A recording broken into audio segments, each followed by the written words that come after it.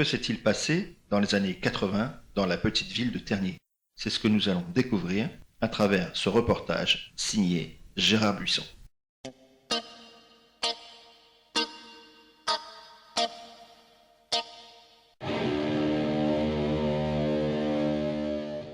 Je suis à Tergnier, devant l'hôtel de l'Univers. Dans les années 80, cet hôtel était un endroit dans lequel les rockers ternois se donnaient rendez-vous.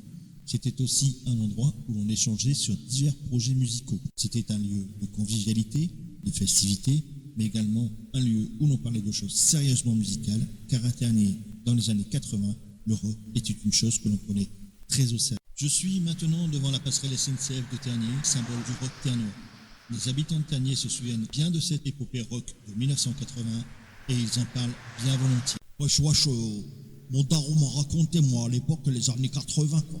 Il m'a raconté, mon daron m'a dit, il y avait des groupes, il y en avait un, il s'appelait Purin. C'est un drôle de nom pour un groupe Purin, quand même.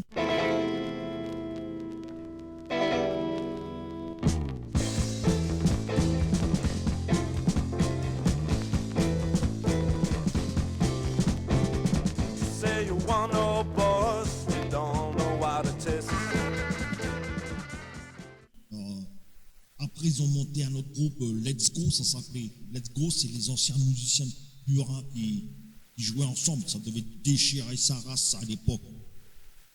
Après, il y avait un autre groupe, Rocking 16, qui s'appelait. I don't wanna be the last silent. It's about to walk out of an soul. And the time I go to work, I feel look like a common man, but I can't think while they try to kiss me. I feel the trumpet smile return, and every morning just to say, I'm sad if I'm not insane, but one day, and that's you, I just don't want my name, and that's you. C'était du rock pour les ados, puisque ça s'appelle 16, c'est comme 16 ans, c'est comme les ados, comme les meufs et puis les coms qui ont 16 ans. Ouais, dans les années 80, à Tergnier, il y avait un groupe de rockabilly aussi, ça s'appelait Yelling Cats.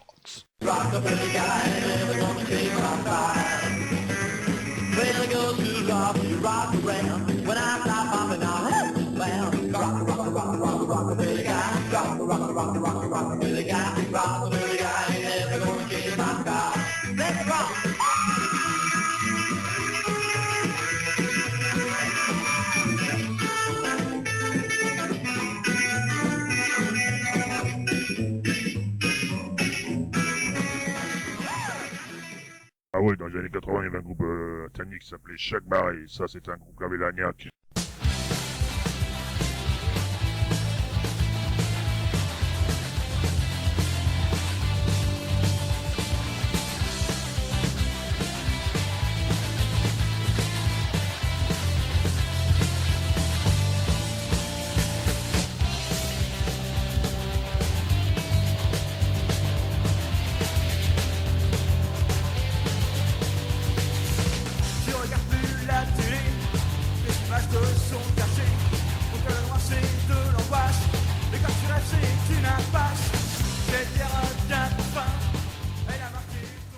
Ah oui, les Rodies, je m'en souviens bien, c'était un bon groupe de Tergnier, bien péchu, bien la banane quoi.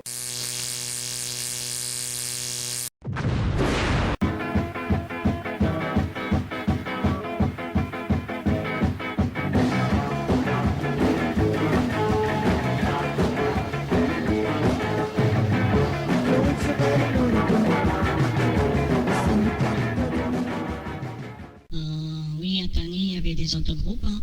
Des autogroupes comme des autogroupes qui s'appellent en homicide.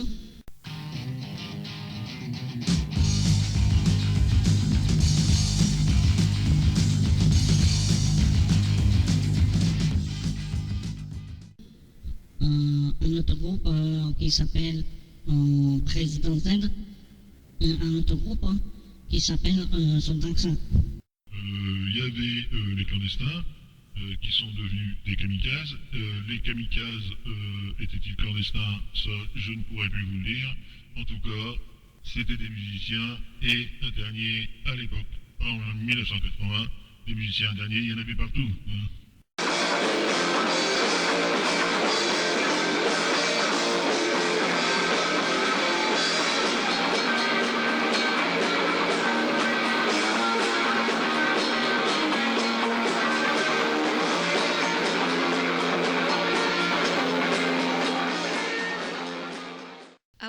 vrai. Il y avait les Knepoy. C'était bien les Knepoy.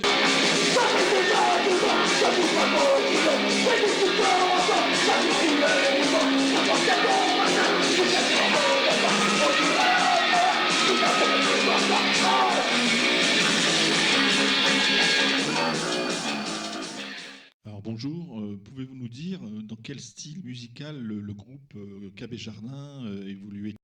Oui, alors le groupe KB Jardin, c'était un compost de batteurs appartenant à divers groupes qui se réunissaient de temps en temps pour faire un peu des intermèdes musicaux comme ça, un peu farfelus, quoi.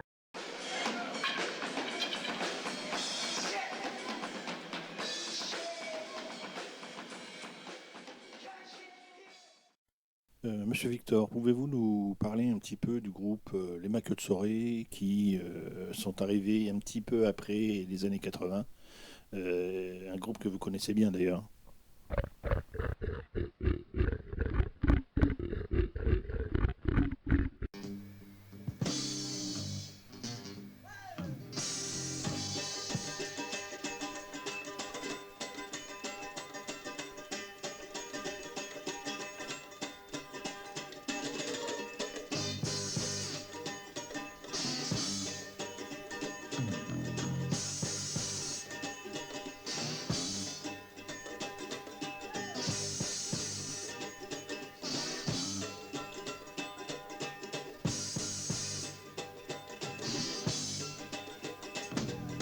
C'est la véritable histoire de Victor le cochon qui rafle les concours de foire dans toute la région.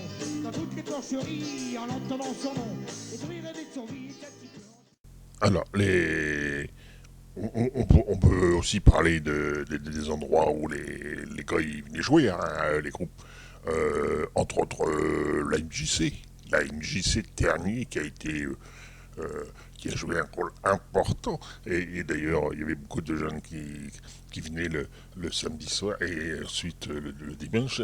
Et alors là-dedans, c'était du rock à fond, à la MJC, hein, du rock. Les murs tremblaient, les gars ils buvaient une bière, ils jouaient deux accords, ils rebuvaient une bière, ils rejouaient deux accords. C'était fou, quoi, c'était une ambiance phénoménale. Des gens de notre âge s'en souviennent très bien. La MJC, voilà, c'était quelque chose. Voilà, quelque chose, quoi. Pouvez-vous nous dire aujourd'hui pour SIL TV comment s'organisaient les groupes pour se produire en public à l'époque? Y avait-il des réseaux, des associations qui organisaient des concerts? On ne peut pas parler à Tergnier des groupes seulement. Il faut aussi parler des gens qui font la lumière et les gens qui font la sono. Et il y avait beaucoup d'associations qui s'occupaient de tout ça. Entre autres, il y avait la DATEC. La DATEC, c'était l'association qui faisait l'organisation des concerts aussi. Et aussi une autre association qui s'appelait Lucifer Organisation. Ces deux associations-là, c'était ce qui faisait plus pour la musique alternative.